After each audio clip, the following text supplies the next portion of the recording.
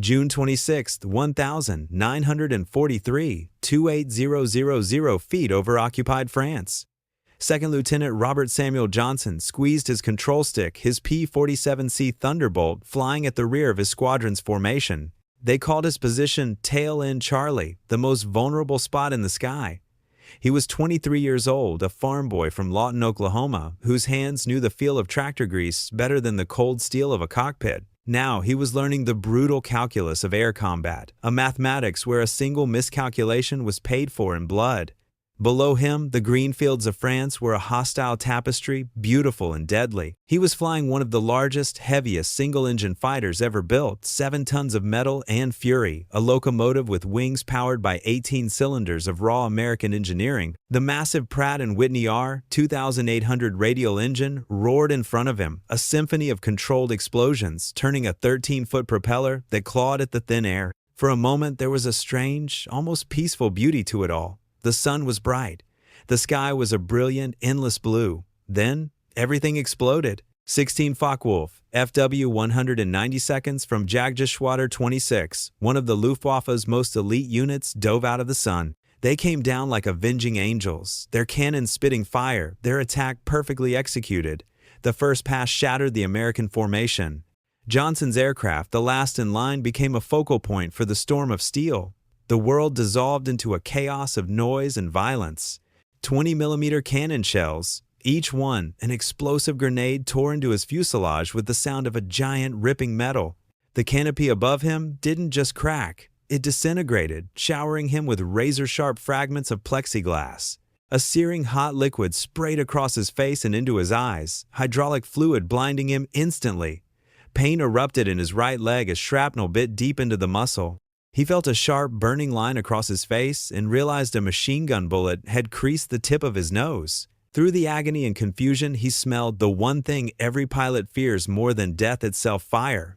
Flames licked from the engine cowling. His training screamed at him, "Get out! Get out now!" He fought against the crushing G-forces, his hands fumbling for the canopy release. He pulled the lever. Nothing.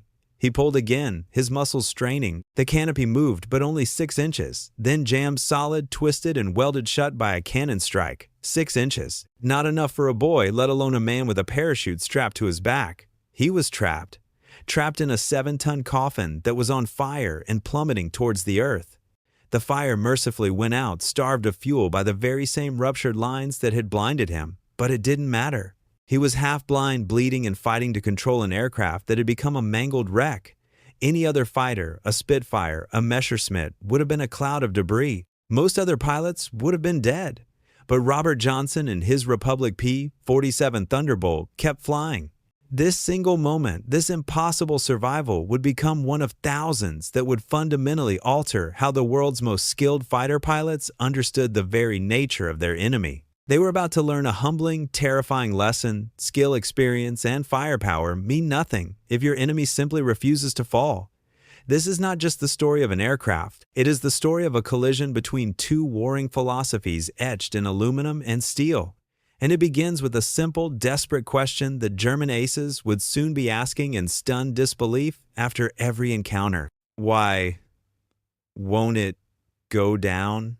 If you believe that the stories of these pilots and the machines they flew deserve to be told, consider subscribing to our channel. Your support allows us to continue our mission of bringing these incredible moments of history back to life. Now, let's uncover the engineering secrets that made the Thunderbolt an unkillable legend. The machine that refused to die was born not from a desire for elegance, but from a moment of sheer panic. In June of 1940, as the German Blitzkrieg rolled across France and the skies filled with the whine of Messerschmitts, the United States Army Air Corps sent an urgent request to its top aircraft manufacturers. They needed a high-altitude interceptor, something that could meet the Luftwaffe on its own terms and win. At Republic Aviation on Long Island, a brilliant Georgian-born engineer named Alexander Kartveli looked at the specifications, looked at the reports coming out of Europe, and decided the Army was asking the wrong question. The question wasn't how to build a fighter that could outturn a Messerschmitt. The question was how to build a fighter that could fly through a wall of cannon fire, take the hits, and keep fighting. His answer would be a machine that by every European standard was an abomination. "It will be a dinosaur," Cartvelli famously told his design team, but a dinosaur with good proportions. He wasn't exaggerating. When the P-47 Thunderbolt entered service, it seemed to violate every known principle of successful fighter design. In an era where agility was king, where designers shaved off every possible ounce to gain an edge in a turning fight, the P-47 was a heavyweight brute. A fully loaded P-47D weighed in at a staggering 17500 pounds. To put that in perspective, Britain's legendary Supermarine Spitfire, the hero of the Battle of Britain, weighed around 9500 pounds. Germany's workhorse, the Messerschmitt Bf 109G, was a featherweight at 7500 pounds. Even the Focke-Wulf 190, considered a robust and powerful fighter by the Germans, tipped the scales at just under 11000 pounds. The Thunderbolt was nearly twice the weight of Germany's most successful fighter. It wasn't just a bigger plane, it was an entirely different category of machine. German intelligence officers studying the first reconnaissance photos were baffled. They concluded it must be a mistake, a clumsy transitional design that would be quickly replaced by something more sensible. They were catastrophically wrong. Cartvelli's philosophy was forged in the American industrial experience. While European nations with limited resources had to be efficient and economical in their designs, America was beginning to awaken its dormant industrial might. Cartvelli wasn't designing for scarcity, he was designing for abundance. He reasoned that a fighter's most valuable component was not its engine or its wings, but its pilot.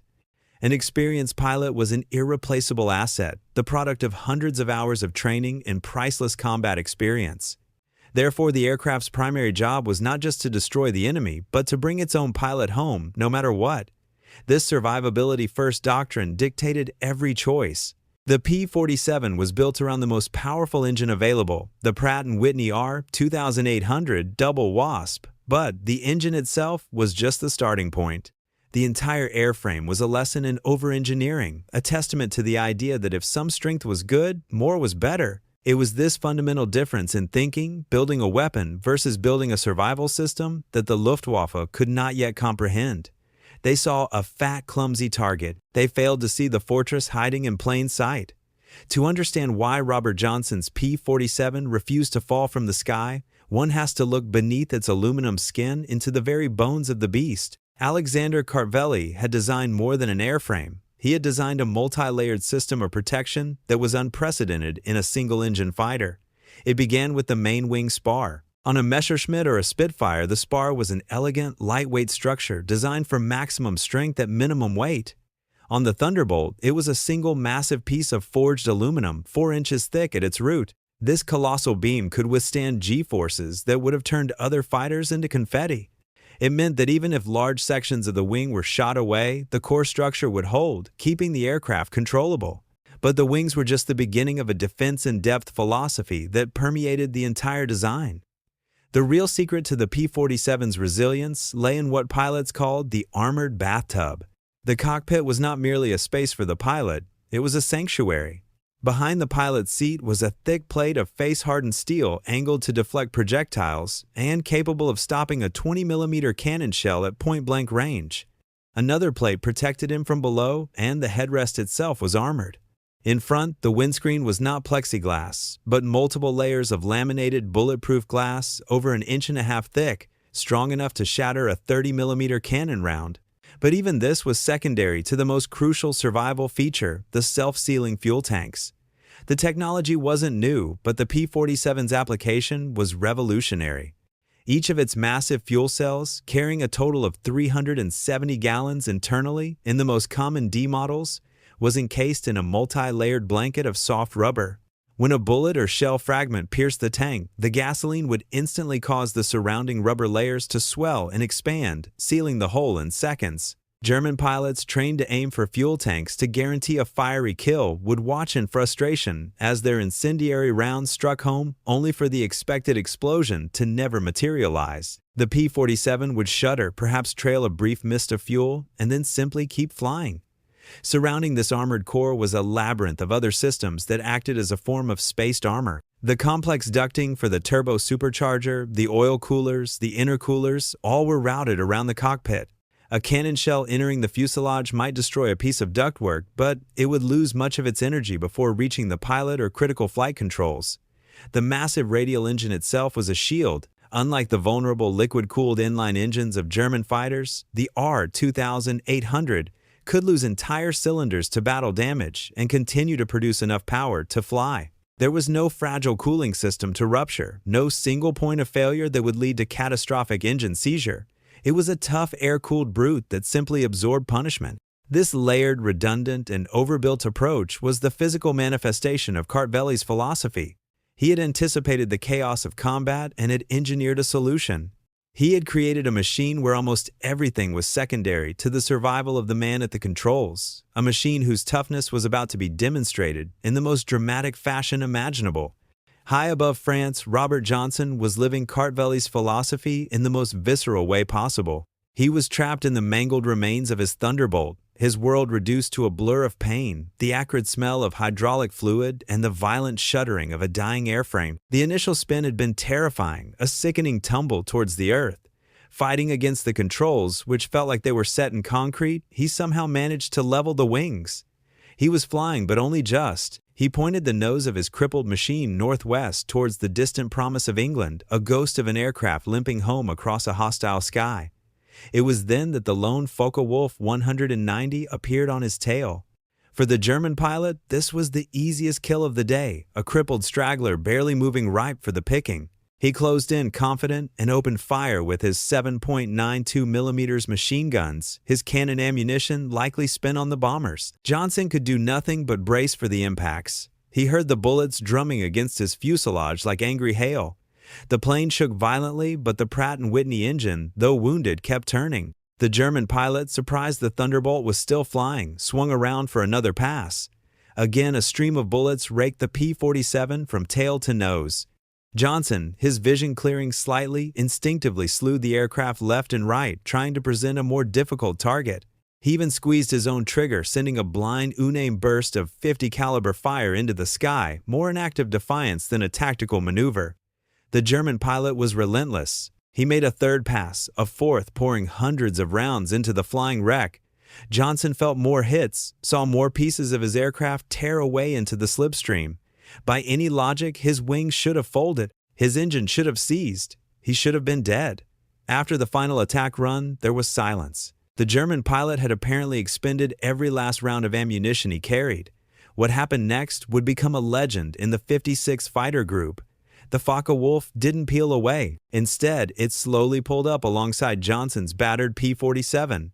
Johnson, peering through a small clear patch on his shattered canopy, could see his attacker clearly. He saw the German pilot stare, his expression, a mixture of disbelief and something that looked like professional respect. He was looking at a ghost, an aircraft that had absorbed a fatal amount of damage, but had refused the grave. The German pilot held his position for a long moment. Then he gave a slight informal salute, waggled his wings, and turned back towards France. Johnson was alone. He was flying a machine that was more whole than airplane, but he was alive, and he was heading home. The survival of this single aircraft was more than just luck. It was a message, a declaration written in steel and fire that would echo through the command centers of the Luftwaffe. A new kind of war had arrived in their skies, and the old rules no longer applied.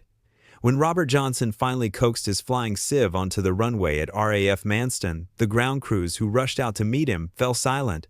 They had seen battle-damaged aircraft before, but this was something else entirely. This wasn't damage, it was deconstruction. They stopped counting the bullet and cannon holes after reaching 200.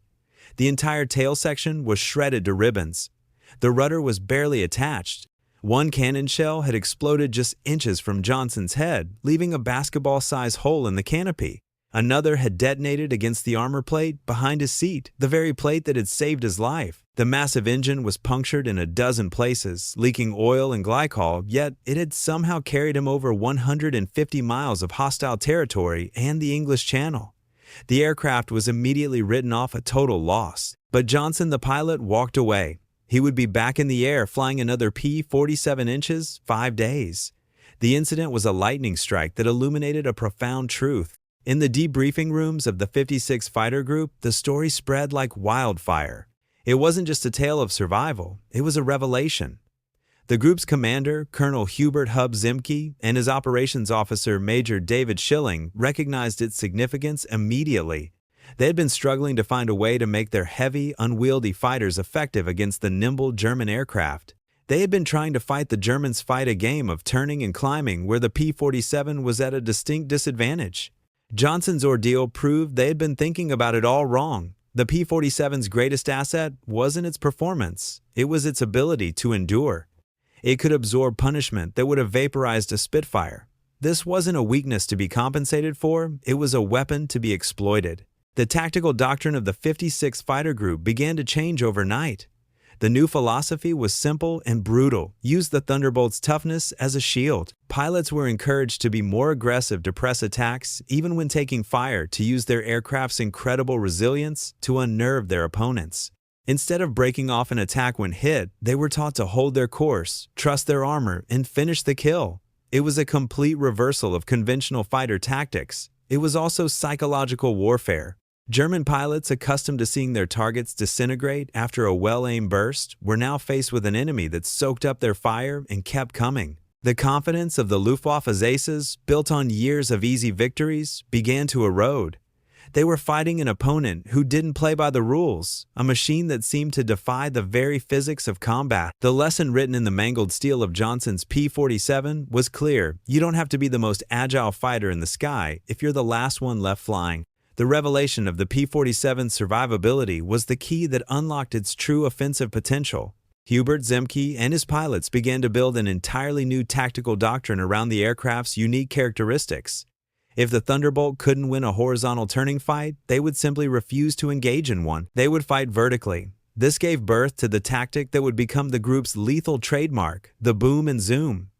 The concept was rooted in basic physics. The P-47's massive 7-ton weight, a liability in a climbing or turning contest, became a terrifying asset when pointed downhill.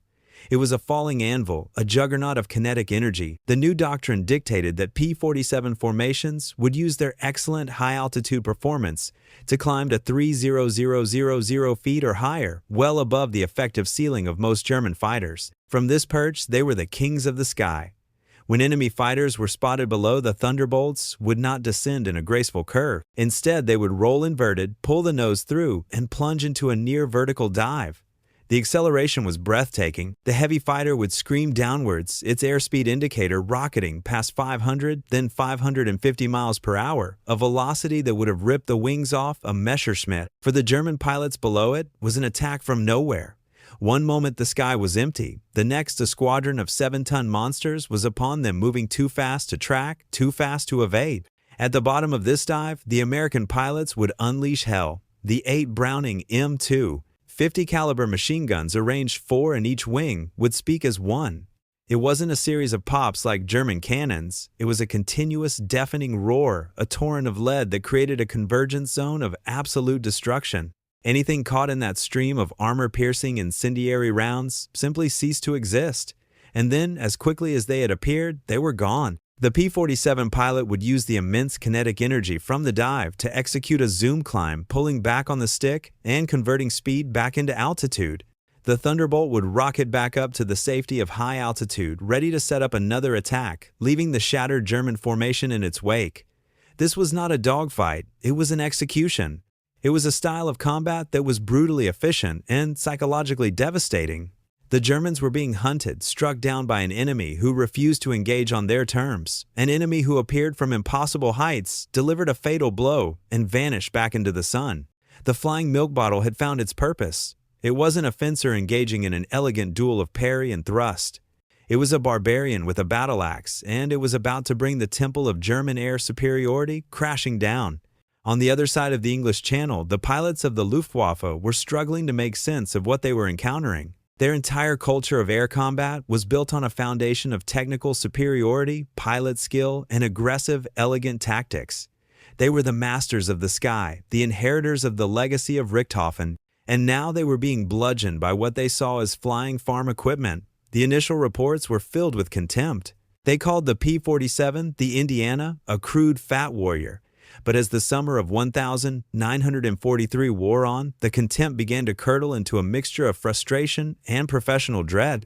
Their combat reports captured and analyzed after the war tell a story of growing disbelief. Pilots would describe perfect attacks closing to point-blank range, seeing their cannon shells sparkle and explode all over the Thunderbolt's fuselage and wings, only to watch the American fighter fly away, sometimes trailing smoke, but often seemingly unharmed.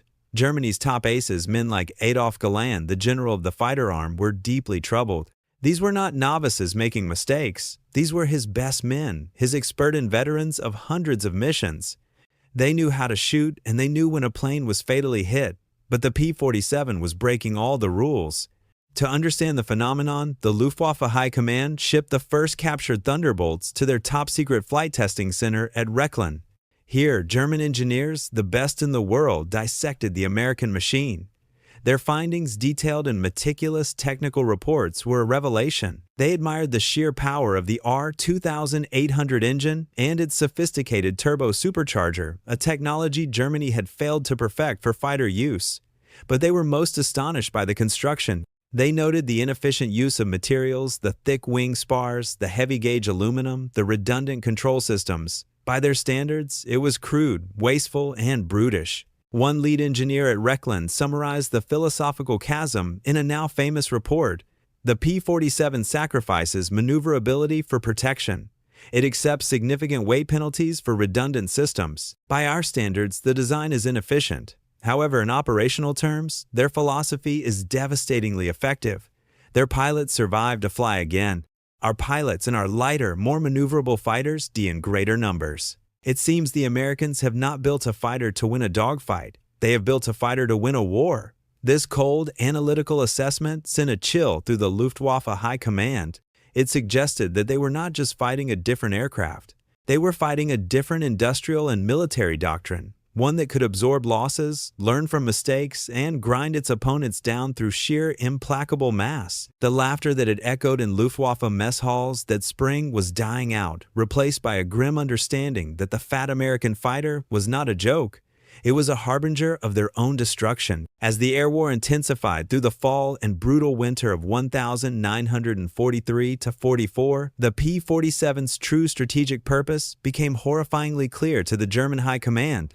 It was the linchpin of a war of attrition, a giant flying meat grinder designed to chew up the heart and soul of the Luftwaffe.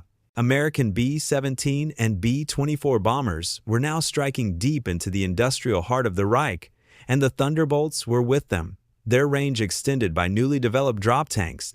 For German fighter pilots, every mission became a hellish choice. To get to the bombers, the primary targets, they first had to go through the P-47 seconds. And going through the P-47 seconds was becoming a suicidal proposition. The problem was not just that the Thunderbolts were hard to shoot down, it was that they consumed a disproportionate amount of a German pilot's most precious resource ammunition. A Focke-Wulf 190 typically carried around 250 rounds for each of its inboard 20mm cannons. This was enough to destroy 2, perhaps 3 conventional fighters if the pilot was skilled and lucky. But against a P-47, German pilots reported emptying their entire cannon load into a single Thunderbolt and still failing to bring it down. This had a devastating tactical consequence. A German fighter that had spent all its ammunition was no longer a threat, it was just a target.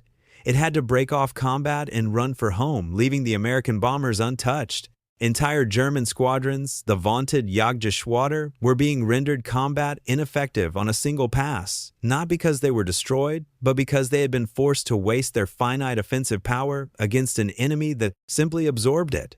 In a desperate attempt to counter this, General Adolf Galland issued a controversial directive in October 1943: ignore the fighters, attack the bombers. The logic seemed sound. The bombers were doing the real damage to Germany. If they could be stopped, the escort fighters would have no purpose. The directive was a catastrophic failure. American fighter pilots flying machines they knew could take a hit became even more ferocious. Freed from the need to fly defensively, they would aggressively dive into the German formations, deliberately flying through the initial defensive fire to get to the German fighters. They used their own aircraft as shields to protect the bombers. A German pilot lining up a shot on a B-17 would suddenly find a P-47 filling his gun sight, absorbing the cannon shells meant for the bomber, and then returning a devastating fusillade from its .850 caliber guns. The result was a massacre. the Luftwaffe's pilot losses began to skyrocket. These were not just numbers. They were the experten, the veteran leaders with hundreds of missions under their belts. And they were dying faster than the training schools could replace them. The P-47 was not just destroying aircraft. It was systematically dismantling the Luftwaffe's leadership and experienced one unkillable escort mission at a time. By the spring of 1944, with the arrival of the even longer-ranged P-51 Mustang to take on the primary deep escort role, the P-47 was unleashed into the role it seemed born for: ground attack. Its inherent toughness, once a defensive asset, now became a terrifying offensive weapon. If it could survive the concentrated fire of a Focke-Wulf's cannons, it could certainly survive the sporadic machine gun and small-caliber flak fire from ground positions. German soldiers who had grown accustomed to a certain level of air attack soon learned that the Thunderbolt was something entirely different. They gave it a new name, a word spoken with a mixture of fear and hatred: Jabo, short for Jagbomber or fighter bomber. The name became synonymous with sudden, violent death from above. A P-47 could carry a bomb load of 2,500 pounds more than some early light bombers, or a battery of 10 5-inch high-velocity aircraft rockets, each with the destructive power of an artillery shell. But its most feared weapon remained its 8 50-caliber machine guns. For German troops on the ground, the sound of an approaching Thunderbolt was the sound of doom. First, a deep guttural roar from its radial engine, a sound that shook the very air. Then the high-pitched scream of its dive. And finally, the deafening, ripping sound of its guns, a sound like a giant tearing a canvas sheet that meant a storm of lead was about to erase whatever it was aimed at. A 2-second burst from a P-47 put over 100 armor-piercing incendiary rounds into a target area the size of a truck. It could shred supply convoys, silence machine gun nests, and turn artillery positions into craters of twisted metal. German tank commanders, confident in their Panthers and Tigers' thick frontal armor, learned to fear the Jabo. Diving from a steep angle, a P-47's guns could punch through the thinner top armor of a tank's turret or engine deck, turning the world's most powerful armored vehicles into burning coffins. The stories of P-47 seconds returning from these missions became the stuff of legend. Second Lieutenant Robert Harmon of the 362nd Fighter Group was strafing a German armored column near Saint-Lô when his Thunderbolt was rocked by multiple hits from a 37mm flak gun. One shell tore off the last few feet of his right wing. Another blew 2 cylinders clean off his engine. A third severed his elevator control cables. His cockpit filled with smoke. By all rights, he should have bailed out. Instead, he shut down the engine to extinguish the fire, then managed to restart it on the remaining 16 cylinders. With no elevator control, he used only his trim tabs and throttle to fly the mangled aircraft 150 miles back across the channel. He landed safely. The ground crews joked that a P-47 only needed a pilot with guts and at least one wing to make it home.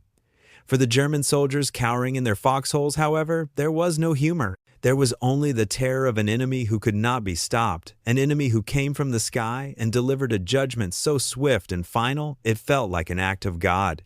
While the Thunderbolt was carving a fearsome reputation in the skies over Europe, halfway around the world, it was proving equally devastating in a vastly different kind of war. In the sprawling island-dotted expanse of the Pacific Theater, the P-47's defining characteristics, its range, its firepower, and especially its ruggedness, made it the perfect instrument for the long, brutal island-hopping campaign against the Empire of Japan. Here, missions were often flown over hundreds of miles of open ocean, where an engine failure meant a slow death in a life raft, if you were lucky. Pilots needed a machine they could trust implicitly, and the Thunderbolt, with its reliable air-cooled radial engine, was that machine. Japanese pilots accustomed to fighting against lighter, more fragile American fighters, like the P-40 Warhawk and the F-4F Wildcat, were utterly unprepared for their first encounter with what they quickly dubbed the monster. Japanese fighter design philosophy was the polar opposite of Cartvelli's. Aircraft like the Mitsubishi A6M0 were masterpieces of lightweight engineering, incredibly agile and nimble, but they achieved that performance by sacrificing everything for weight reduction. They had virtually no armor protection for the pilot, and their fuel tanks were not self-sealing. They were, in essence, flying tinderboxes. When the 8 50-caliber guns of a P-47 found their mark on a zero, the result was not damage, it was obliteration. The Japanese fighter would simply vanish in a ball of flame and black smoke. Conversely, Japanese 7.7mm machine guns and even their 20mm cannons, so effective against other Allied planes, often had little effect on the Thunderbolt. Japanese ace Saburo Sakai, one of his country's greatest pilots, described the profound shock of his first engagement. "We believed the P-47 to be a clumsy fighter. We were wrong. I put dozens of rounds into one Thunderbolt. I saw the hits sparkle on its fuselage. It should have fallen apart. Instead, it turned on me, and I had to dive away from the terrifying streams of heavy bullets. It was a monster." To meet the extreme range requirements of the Pacific Republic, developed the ultimate variant of the Thunderbolt, the P-47 Newtons. With a redesigned wet wing that could carry fuel, its internal capacity was massively increased. Fully loaded with external drop tanks, the P-47 Newtons could fly over 2,300 miles, allowing it to escort B-29 Superfortress bombers on their punishing raids against the Japanese home islands. These were some of the longest and most demanding fighter missions of the entire war, a testament to both the endurance of the aircraft and its pilots. On the ground, its ruggedness was a godsend. Operating from crude, hastily built airfields carved out of coral and jungle where maintenance was a constant struggle, the P-47 proved far more durable than its more delicate, liquid-cooled counterparts. It could absorb the bumps and scrapes of primitive runways and keep flying. From the skies over Germany to the jungles of New Guinea, the Thunderbolt's core identity remained the same. It was the fighter that endured. It was a machine built for the harsh realities of a global conflict, a war that was now entering its final, most technologically advanced phase. In the final desperate months of the war in Europe, the Luftwaffe unleashed its secret weapon, a machine that seemed to make all propeller-driven aircraft obsolete overnight, the Messerschmitt Me 262, the world's first operational jet fighter. With a top speed of over 540 miles per hour, it was 100 miles per hour faster than any Allied fighter. When it appeared in the skies, it seemed untouchable. Allied pilots could only watch in helpless frustration as the sleek jets swept through their bomber formations, their heavy cannons tearing the B-17 seconds apart and then accelerated away with impunity. It was a technological leap that threatened to reverse the tide of the air war. But the pilots of the P-47 Thunderbolt, the lumbering dinosaur, were not about to concede the sky. They discovered that while they could never match the jet's top speed, the Me 262 had critical vulnerabilities, and the Thunderbolt was uniquely equipped to exploit them. The jet engines of the era were primitive and unreliable. They were slow to accelerate, and the Me 262 was most vulnerable during its long takeoff runs, and especially during its landing approach, when it was flying slow, low, and with its landing gear down. P-47 squadrons began to loiter near known jet bases, hiding in the clouds, and waiting for the moment a 262 returned to land. Then they would dive. It was a brutal, merciless tactic, but it was devastatingly effective. But the true genius of the Thunderbolt pilots was discovering how to kill the jets in their own element high-speed combat. They reasoned that while a P-47 couldn't catch a jet in level flight, it could match its speed in a dive. A Thunderbolt diving from 3,000 feet could reach near transonic speeds, entering the same performance envelope as the Me 262. On the 27th of November, 1944, Lieutenant Colonel John C. Meyer of the 352nd Fighter Group proved the theory. Spotting in Me 262 far below, he rolled his P-47 into a steep dive, pushing his aircraft to its absolute limit. The jet pilot, confident in his speed, never saw him coming. Meyer closed the distance rapidly, his gun sight locking on to the German jet. At 400 yards, he opened fire. The concentrated stream of 8 .50 caliber rounds designed to shred armored vehicles did its work. Meyer's combat report was chillingly concise. The enemy aircraft disintegrated under fire. Large pieces, including both engines, separated from the fuselage. The pilot did not escape. They had found the secret. The jets were fast, but they were also fragile. They were not built with Cartvelli's survivability-first philosophy. A single well-aimed burst from the Thunderbolt's guns was enough. The pilots of the Flying Milk Bottles were now hunting and killing the most advanced aircraft in the world. It was the ultimate triumph of tactics, toughness, and firepower over raw speed. But even this incredible feat was about to be overshadowed by a final, desperate German gamble that would reveal the true, unassailable source of American power. On New Year's Day, 1945, the Luftwaffe made its last great throw of the dice. In a massive coordinated surprise attack, codenamed Operation Bodenplatte, nearly 900 German fighters, everything they had left, were launched against Allied airfields across Belgium, Holland, and France.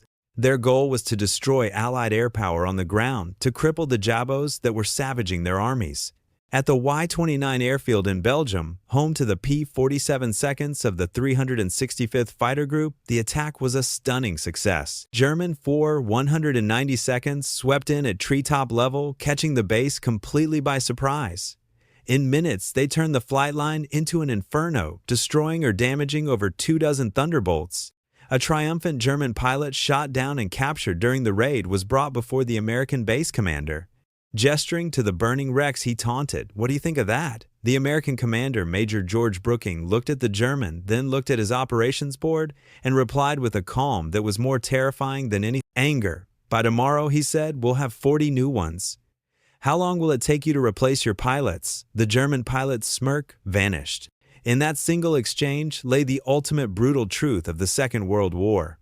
The Germans had won a tactical victory, but in doing so, they had sealed their strategic doom. Operation Bodenplatte cost the Luftwaffe over 270 aircraft, and more critically, 213 pilots, including many of their last remaining experienced leaders. They would never recover from these losses. And just as the American commander had promised, the destroyed P-47's were replaced within days, flown in from massive depots in England that were overflowing with factory-fresh aircraft. The war was no longer being fought between pilots or even between airplanes. It was being fought between factories, and it was a war Germany could never win. Republic Aviation produced 156-83 P-47 Thunderbolts, more than any other American fighter model.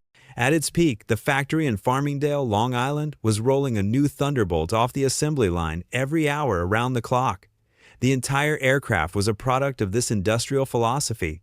It wasn't designed to be repaired with artisanal skill on the front lines. It was designed with interchangeable parts so that entire sections, a wing, an engine, a tail assembly, could be swapped out in a matter of hours. This industrial might extended to every facet of the war effort.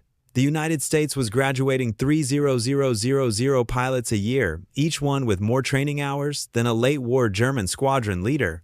They were producing 50 caliber ammunition, not by the million, but by the billion. It was a relentless, unstoppable avalanche of production, a tidal wave of steel and aluminum that was burying the Third Reich. The P-47 wasn't just a tough airplane, it was the sharp, deadly tip of an industrial spear of unimaginable size.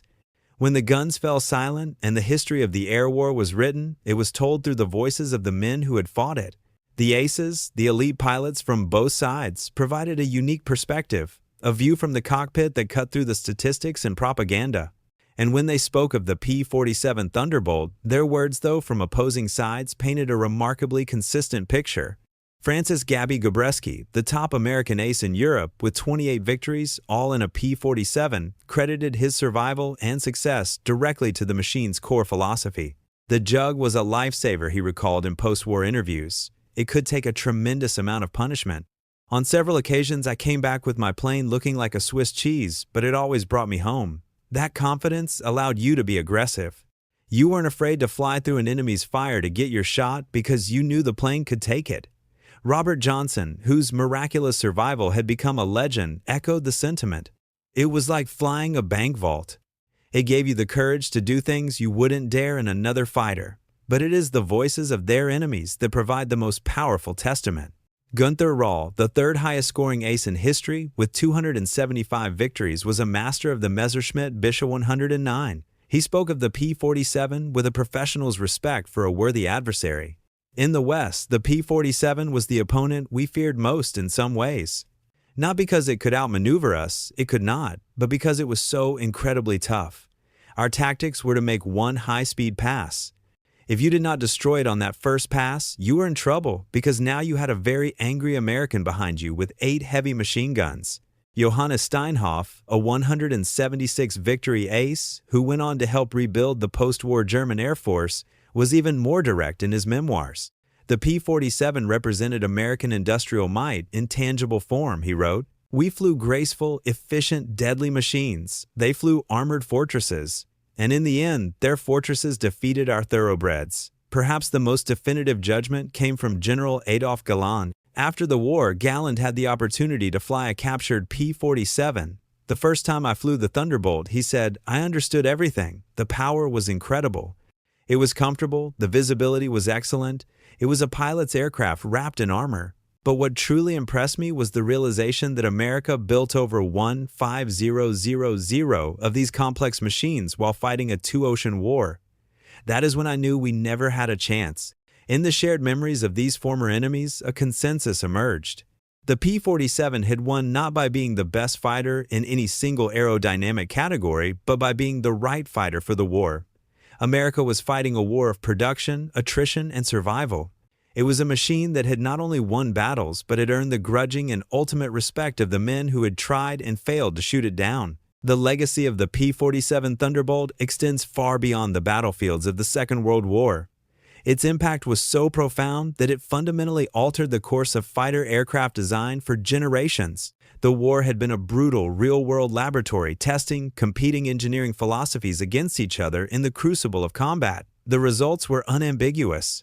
The German and Japanese model of prioritizing lightweight agility and performance above all else had produced some of the most beautiful and legendary fighters ever flown. But it had also produced high attrition rates and, ultimately, defeat. The American philosophy embodied by the P-47 of prioritizing survivability, firepower, and industrial producibility had proven to be the war-winning formula. In the post-war era, every major air force in the world studied these lessons intently. The newly formed United States Air Force, analyzing the vast amounts of combat data, made survivability a core tenet of all future fighter designs. The lessons learned from the P-47's armored bathtub and redundant systems were directly incorporated into the next generation of American jets. The F-86 Sabre that fought in Korea, the F-4 Phantom that dominated the skies over Vietnam, and the F-15 Eagle of the Cold War all were designed with the understanding that a fighter's first job is to bring its pilot home. This philosophy reached its ultimate expression in an aircraft designed in the 1970 seconds, a machine built for the sole purpose of surviving in the most hostile ground fire environment imaginable. They named it the A-10 Thunderbolt II, an explicit homage to its legendary World War II ancestor. The A-10, with its titanium bathtub protecting the pilot, its engines mounted high to shield them from ground fire, and its ability to fly with half a wing shot off, is the direct spiritual and engineering descendant of the P-47. It is Alexander Kartvel's philosophy perfected. Even the Soviet Union, whose own wartime fighters had been rugged but simple, took notice. Post-war Soviet designs like the MiG-15 and MiG-21 placed a far greater emphasis on armor and system redundancy than their predecessors, a clear acknowledgement of the effectiveness of the American approach. The P-47 had proven that in modern industrialized warfare, a pilot was too valuable an asset to be placed in a fragile machine, no matter how high-performing it was. It taught the world that true air superiority came not from winning a single elegant dogfight, but from being able to fly mission after mission, day after day, grinding the enemy down with relentless, sustainable power. The P-47 was not just a historical artifact. It was a revolution in thought, a paradigm shift that redefined what it meant to be a fighter aircraft. It was the machine that taught the world that, in the sky, the survivor is the victor. In the quiet decades that followed the war, a remarkable thing happened. The young men who had tried to kill each other in the skies over Europe grew old. They became grandfathers, businessmen, teachers, and sometimes they would meet again not as enemies, but as fellow survivors of a shared ordeal. At air shows and veterans reunions, former Luftwaffe aces would stand beside former American fighter pilots, looking up at a restored P-47 Thunderbolt gleaming in the sun. The conversations they had were not about victory or defeat, but about respect, and about a machine that had defined their youth. The German veterans would run their hands over the thick aluminum skin, marveling at the sheer solidity of the aircraft they had once tried so desperately to destroy. The Americans would speak of the confidence it gave them, the feeling of invincibility, even when 1,000 guns were shooting at them. Colonel Hubert Zemke, the brilliant commander who had forged the 56th Fighter Group into the deadliest P-47 unit of the war, perhaps summarized it best at a reunion years later. "We didn't fly the fastest fighter, or the most maneuverable fighter, or the prettiest fighter," he told the crowd of aging pilots. "We flew the fighter that brought us home." And when you're 23 years old, 6 miles above Germany with the entire Luftwaffe trying to kill you, that's all that matters.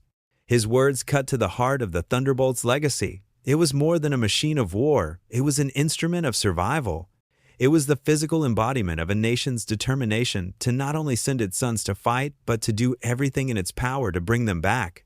The story of the P-47 Thunderbolt began with derision, with German aces laughing at the flying milk bottle. It ended with their grudging respect and the total defeat of their Air Force. It proved that in the brutal, unforgiving mathematics of total war, the most important performance metric isn't speed or rate of climb, but the rate of survival. The German aces were not wrong about their aircraft. They were beautiful, deadly thoroughbreds. But they were defeated by a workhorse, an armored brute that simply refused to quit. It absorbed everything the best pilots in the world could throw at it, and it kept flying. And in that simple, stubborn fact lay the difference between victory and defeat. The P-47 did not just protect its pilots. It created the generation of survivors who won the air war, and in doing so, secured the skies for a generation of peace.